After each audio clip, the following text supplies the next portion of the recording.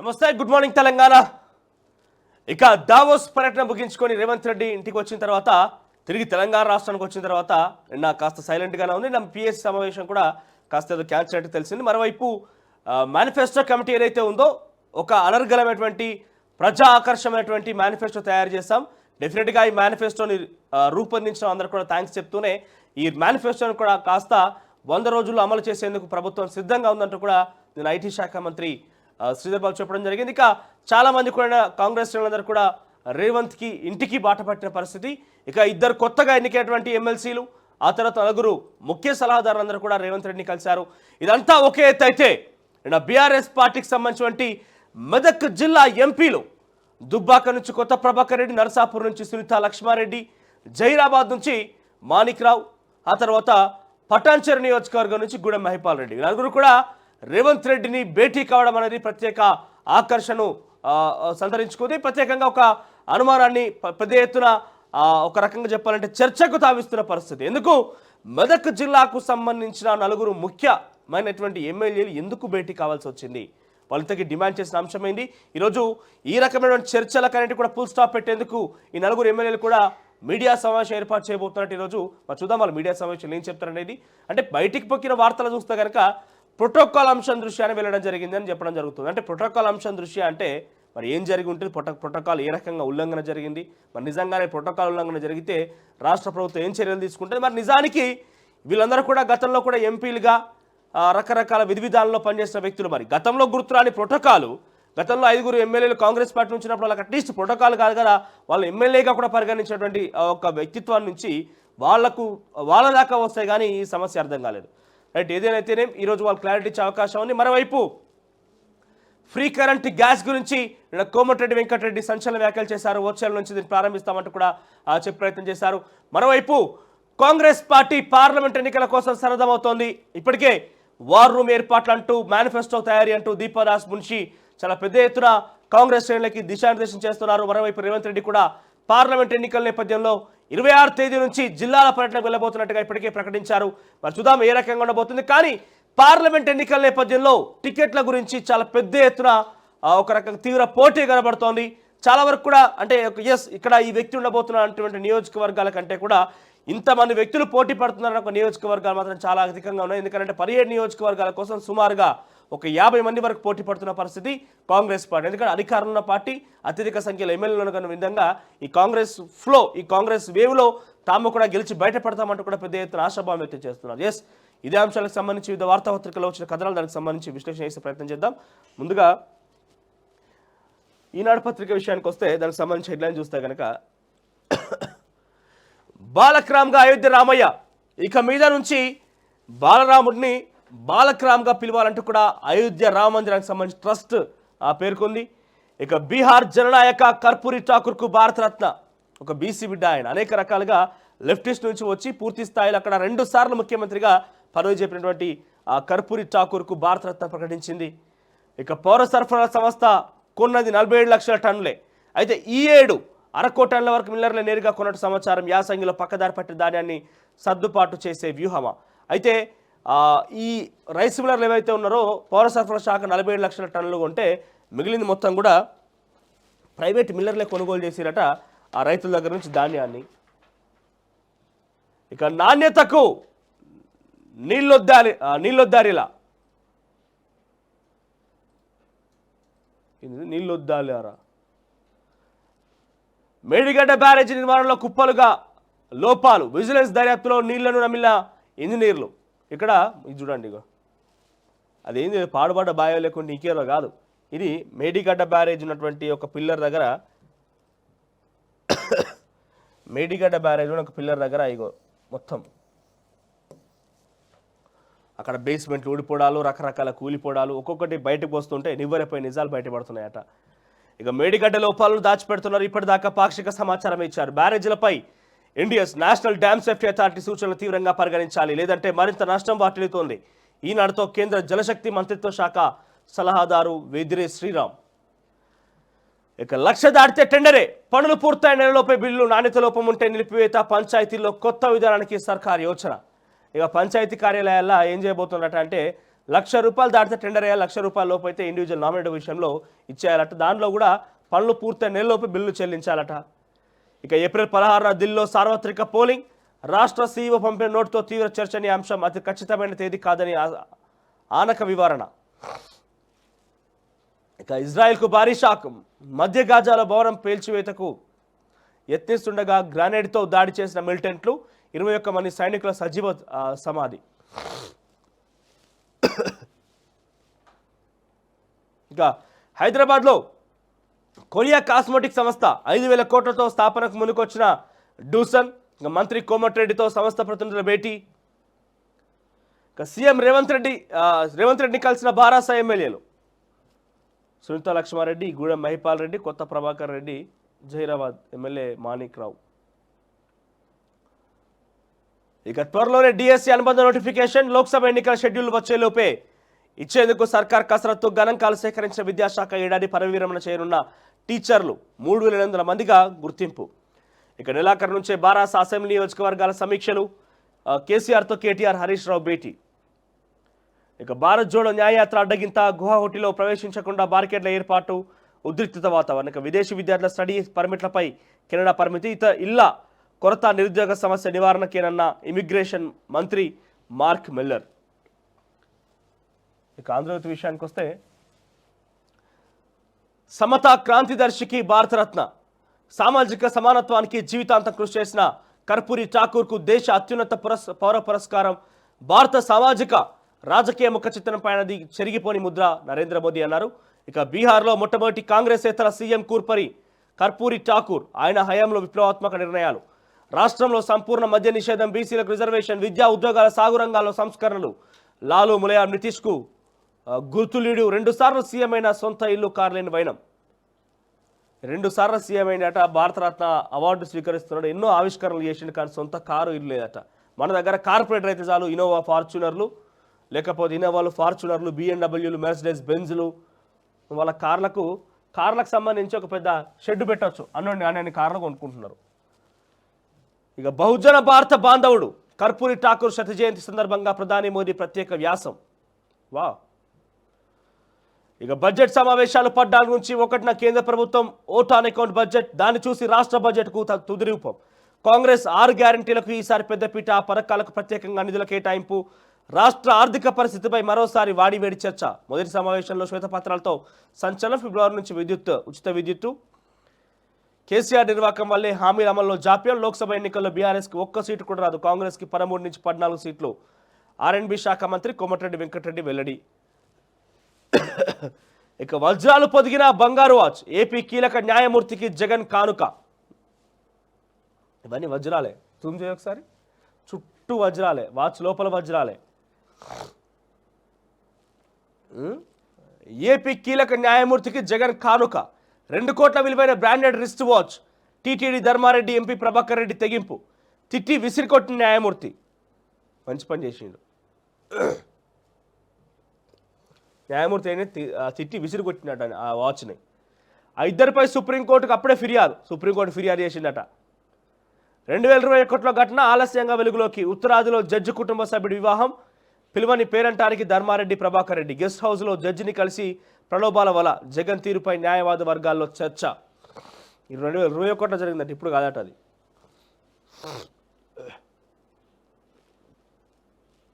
ఇంకా ఎన్నికలకు ముందస్తు షెడ్యూల్. బడ్జెట్ సమావేశాల తర్వాత ఎప్పుడైనా విడుదల. ఇక రేవంత్ కలిసిన 4 బీఆర్ఎస్ ఎమ్మెల్యేలు. సీఎం ఇంటికి వెళ్ళిన సునీత, ప్రభాకర్ రెడ్డి, మహిపాల్ రెడ్డి, మాణిక్ రావు. పార్టీ మార్పుపై ఊహాగానాలు ఖండించిన ఎమ్మెల్యేలు. ప్రోటోకాల్ కోసమైన వివరణ. పట్నం మహేందర్ రెడ్డి కాంగ్రెస్లో చేరుతున్నారంటూ ప్రచారం. ఇక 5,000 కోట్ల పెట్టుబడులు.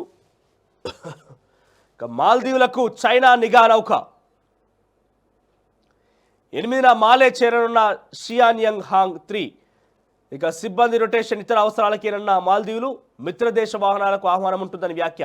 హిందూ మహాసముద్రంలో చర్చనీయాంశమైన కదలిక. పరిస్థితిని నిశ్చితంగా గమనిస్తున్న భారత్ వెల్లడి.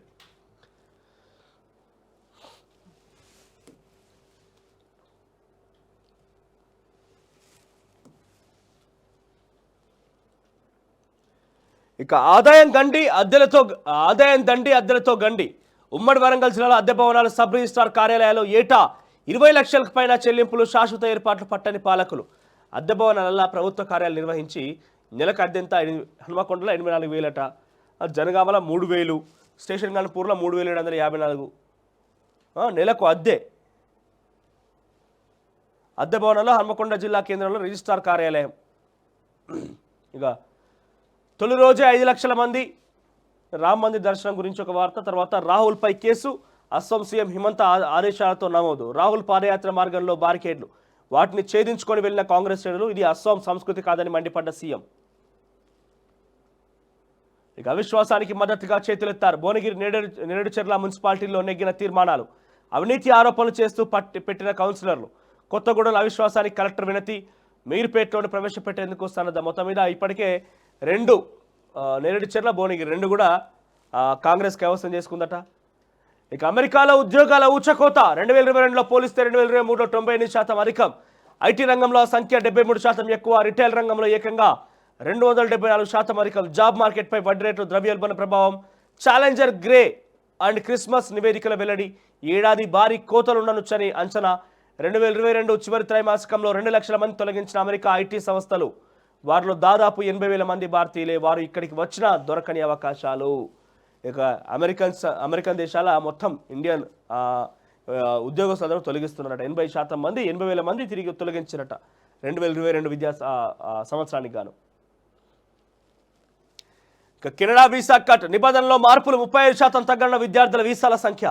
భారతీయ విద్యార్థులకు కష్టకాలం. కెనడాలోని విదేశీ విద్యార్థుల్లో 40% మనోళ్లే. 2013 నుంచి 260% పెరిగిన భారత విద్యార్థులు. కెనడాకు వీసా కట్టట.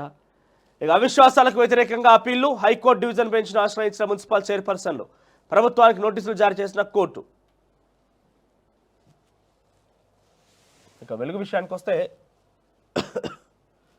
కర్పూరి ఠాకూర్కు భారతరత్న, దివంగత నేతకు దేశ అత్యున్నత పురస్కారం.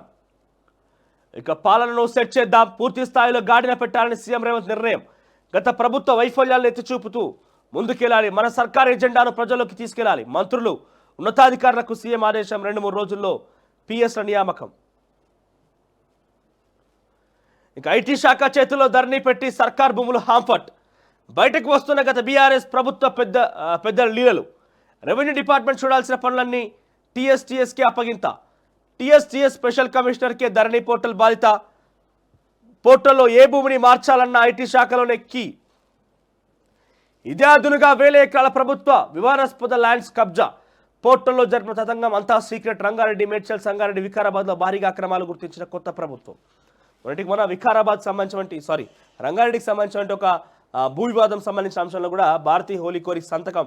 కలెక్టర్గా తన ప్రమేయం లేకుండానే భూమి ఇతర పేర్ల మీదకి రాత్రి ఆ యొక్క డిస్ప్యూట్స్ క్లియర్ అయినాయి. అంటే ఏ రకం క్లియర్ అయినాయంటే వారికి ఈ రకం క్లియర్ అయినాయి.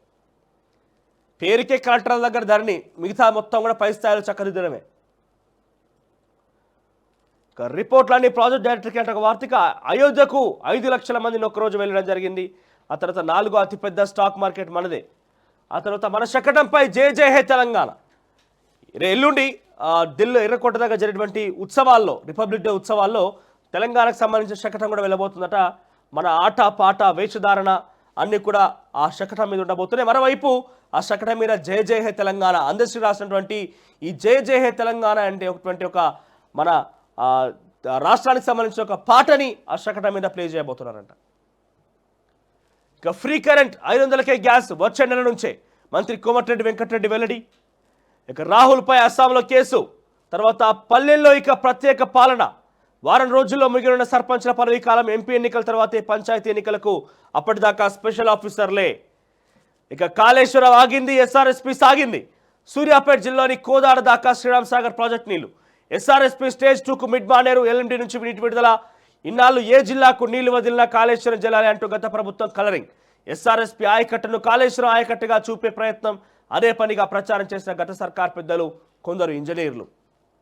రాష్ట్రంలో ఎక్కడ పోయినా కాళేశ్వరం నీళ్ళే చెప్పిర్రు. మరి ఇప్పుడు కాళేశ్వరం నీళ్ళు వస్తేనే కదా ఎస్ఆర్ఎస్పీ నీళ్ళు కోదాడ దాకా పోయినాయట. సూర్యాపేట కోదాడ దాకా పోయినాయట. ఇక వరంగల్లో అక్రమ కట్టడాల కూల్చివేత. మొన్న హనుమకొండలో నిన్న వరంగల్ చౌరస్తాలో ఫుట్పాత్ రోడ్ల ఆక్రమణపై ఆఫీసర్ల స్పెషల్ డ్రైవ్. బడా షాపింగ్ మాల్స్ బిల్డింగులను వేటిని మొదలట్లే నిమిషాల నిర్మాణాలు నిలమట్టం చేస్తున్న బుల్డోజర్లు. గతంలో రాజకీయ జోక్యంతో ముందు కదలని ఆఫీసర్లు ప్రస్తుతం రూల్స్ ప్రకారం వెళ్తున్న జీడబ్ల్యూఎంసీ సిబ్బంది, వరంగల్ గ్రేటర్ వరంగల్ కార్పొరేషన్ సంబంధించిన సిబ్బంది. ఇంకోవైపు ఏంటంటే ఇంకో వార్త చెప్పాల్సింది, ఇక్కడ పెద్ద కవర్ కాలేగిన వార్త చూద్దాం తెలుగులో ఉందో.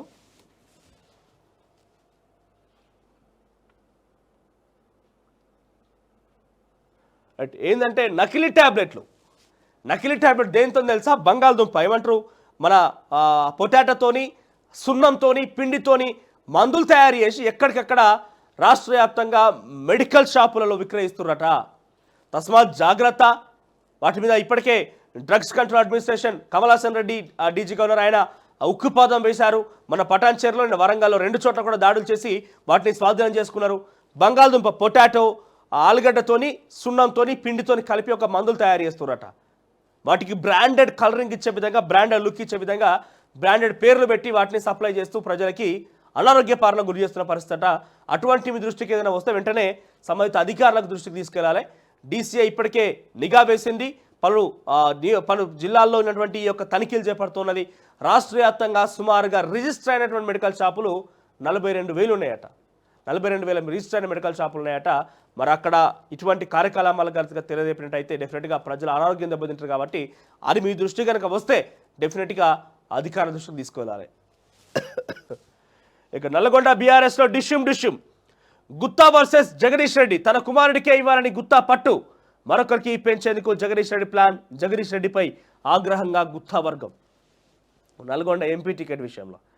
ఇక పోచంపల్లి పేరుతో దొంగ ఇక్క చీరలు సూరత్ నుంచి తీసుకొచ్చి విక్రయాలు. హ్యాండెడ్గా పట్టుకున్న విజిలెన్స్ అధికారులు పక్కా సమాచారంతో తనిఖీలు నోటీసులు జారీ. ఇక రేవంత్తో బీఆర్ఎస్ ఎమ్మెల్యే చర్చలు. ఆ తర్వాత రేషన్ కార్డులకు మళ్ళీ దరఖాస్తులు. కసరత్తు చేస్తున్న పౌర సరఫరా శాఖ. మీ సేవ కేంద్రాల దరఖాస్తుకు అవకాశం. గ్రామ సభల్లో లబ్ధిదారుల ఎంపిక. ప్రస్తుతం రాష్ట్రంలో 90 లక్షల రేషన్ కార్డులు. కొత్తవి జారీ చేస్తే మరిన్ని పెరిగే అవకాశం. నాణ్యమైన సన్నబియ్యం పంపిణీకి చర్యలు. ఇక వచ్చే నెల నుంచి ఫ్రీ కరెంట్. 100 రోజుల్లోపు 6 గ్యారెంటీలు. బీఆర్ఎస్ నిర్వాహకం వల్లే జాప్యం. ఎంపీ ఎన్నికల్లో వారికి ఒక్క సీట్ రాదు. మంత్రి కోమటిరెడ్డి వెంకటరెడ్డి కీలక ప్రకటన. ఇక పెన్షన్ల పెంపు ఇంపటం లేనట్టే. ఫిబ్రవరి నెలలోనూ పాత పెన్షన్లే. వృద్ధులు వికలాంగులు. రేవంత్ సర్కార్ షాక్. ప్రాసెస్లో అభయహస్తం లబ్ధిదారుల జాబితా. మరికొంత సమయం పడుతుందన్న మంత్రులు. ఇక ఎంపీ ఎన్నికల్లో బీఆర్ఎస్కు గుండు సున్నా. దెయ్యాలు వేదాలు వల్లించినట్లు బీఆర్ఎస్ నేతలు మాటలు. అమరవీరులకు కేటీఆర్ హరీష్ క్షమాపణలు చెప్పాలి. బీజేపీ నేత రఘునందన్ రావు ఫైల్. ఇతర పార్టీలతో పొత్తులుండవని స్పష్టీకరణ. ఇక పోలీస్ డ్యూటీలో కామాంధుడు. మహిళా ఉద్యోగిని వెంటపడి వేధిస్తున్న ఎస్ఐ. ఇంటికి రమ్మని అసభ్యకర ప్రవర్తన. నిలదీసిన భర్తపై అంతు చూస్తానంటూ బెదిరింపులు. ఇక ఎస్ఐపై SC/ST అట్రాసిటీ కేసు నమోదు. చర్యలు తీసుకుంటామన్న సిఐ. ఎక్కడో మరి ఇది తెలుగులోని హెడ్లైన్స్. ఇక నమస్తే తెలంగాణ విషయానికి వస్తే రంగసముద్రంపై సీఎంఓకు ఫిర్యాదు. రియల్టర్ల అక్రమాలపై గిరికొత్తపల్లి ఆందోళన. చెరువు దీనావస్థపై రైతుల అలుపెరుగని పోరాటం.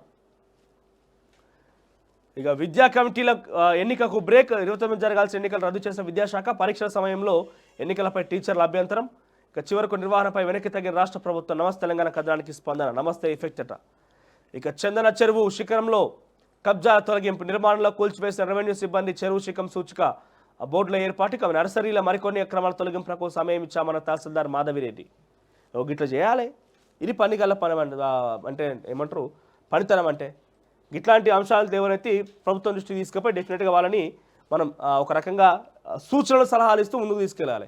కానీ అక్కసు వెళ్ళగక్కి అదే అయిపోతుంది అని చెప్పి ఫేకుడు వార్తలు రాస్తే ఫేక్ అయిపోతాం. ఇంకా రైతు బంధు రాలేదన్నలను చెప్పుతో కొట్టండి. రైతులపై నోరు పారేసుకున్న కోమటిరెడ్డి. మీడియాతో మాట్లాడుతూ వివాదాస్పద వ్యాఖ్యలు. 2 ఎకరాల్లోపు వారికి రైతు బంధు సాయం జమ. తమకింకా సాయం అందలేదంటున్న అనేక మంది కించపరిచేలా చేసిన వ్యాఖ్యలపై రైతుల ఆగ్రహం. ఫిబ్రవరి నెల నుంచి 2 యూనిట్ల ఉచిత కరెంటు 100 రోజుల్లో హామీలు అమలు చేస్తామన్న కోమటిరెడ్డి. ఇక్కడ అన్నది రైతులను కాదు, కోమటిరెడ్డి వెంకటరెడ్డి అన్నది. మీడియాలో ఫుల్ వీడియో చూస్తారు. దామైతే సగం తీసుకొని సగం మెజరగాలి గిట్లా రాస్తారని సగం తీసుకొని రాసింది కాదు. ఎందుకంటే రైతుల మీద ఎవరు పడితే వాళ్ళు పిచ్చిగా కారకూతలు కూస్తే కర్రగాచి వాత పెడతారు. కోమటిరెడ్డి వెంకటరెడ్డి కానీ రేవంత్ రెడ్డి కానీ ఇంకెవరైనా కానీ అప్పనంగా ఉన్నారు రైతులు మీకు రాజకీయం చేయడానికి. కానీ వాస్తవానికి కోమటిరెడ్డి అన్న మాట అది కాదు. కోమటిరెడ్డి ఏమన్నాడు, రైతుల గురించి ప్రేమ చూపిస్తూ కావాలని అక్కసు వెళ్ళగాకి పిచ్చి కారు కూతలు కూస్తూ రైతులందరికీ మేము చేస్తున్నాం. పిచ్చి పిచ్చిగా ఎవరైనా బీఆర్ఎస్ నాయకులు మాట్లాడితే వాళ్ళని చెప్పుతో కొట్టాలంటగా ఆ ఉద్దేశంతో కోమటిరెడ్డి వెంకటరెడ్డి మాట్లాడింది. కానీ నేను రాజకీయం చేసేందుకు, రైతులు రెచ్చగొట్టేందుకు ఇగో ఈ పిచ్చి పిచ్చి కారు కూతలు కోయడం. కానీ ఒకటి గుర్తుపెట్టుకోవాలి, రైతులని ఎవరు పడితే వాళ్ళు పిచ్చి పిచ్చిగా రైతులు రాజకీయం పరంగా పిచ్చి పిచ్చి కూతలు కారు కూతలు కూడా కూస్తే అది రేవంత్ రెడ్డి అయినా, కోమటిరెడ్డి వెంకటరెడ్డి అయినా, కేసీఆర్ అయినా, కేటీఆర్ అయినా కర్రు కాచి వాళ్ళతో పెడతారు. రైతులను కేవలం రాజకీయం చేసే వాళ్ళ మీద పిచ్చి పిచ్చి కారు కూతలు కూస్తే తిండి కరువు అవుతుంది. తస్మాత్ జాగ్రత్త. ఇక యూరియా పరేషాన్, గంటల తరబడి క్యూలో నిరీక్షిస్తున్న రైతులు, ఒక్కొక్కరికి 2 బస్తాల లిమిట్. ఇక రాష్ట్రంలో ఎరువుల పరేషాన్ మళ్ళీ మొదలైంది. యూరియా కోసం కసరత్తు బారులు తప్పకుండా తీరక తప్పని పరిస్థితి నెలకొన్నది. సరిపడినంత యూరియా లేదని ఒక్కొక్కరు కేవలం 2 బస్తాలు మాత్రమే ఇస్తున్నారు అధికారులు. దానికోసం గంటల తరబడి వేచి చూడక తప్పడం లేదు. లేదంటే ప్రైవేట్ డీలర్ను ఆశ్రయించాల్సి వస్తున్నది. రాష్ట్రాలకు సరఫరా చేస్తున్న ఎరువుల్లో కేంద్రం భారీగా కోత పెట్టింది. ఎంత తక్కువ ఎరువులు దాటితే అంత ప్రోత్సాహకాలు ఇస్తామంటూ స్పష్టం చేసింది. ప్రోత్సాహకాల మోజులో ఒత్తిళ్లకు తొలగిన రాష్ట్రం ఉన్న కోటాలోనే సర్దుకుపోయేందుకు సిద్ధమైంది. ఇక కేంద్రం కోత, రాష్ట్రం వంత. మరి ఎందుకు ఈ సమస్య? ఇక కర్పూరి ఠాకూర్కు భారతరత్న అంటే ఒక వార్త, తర్వాత నిర్లక్ష్యానికి వేలాడిన కోడి. ఏమైందట అంటే ఇక్కడ మున్సిపాలిటీలో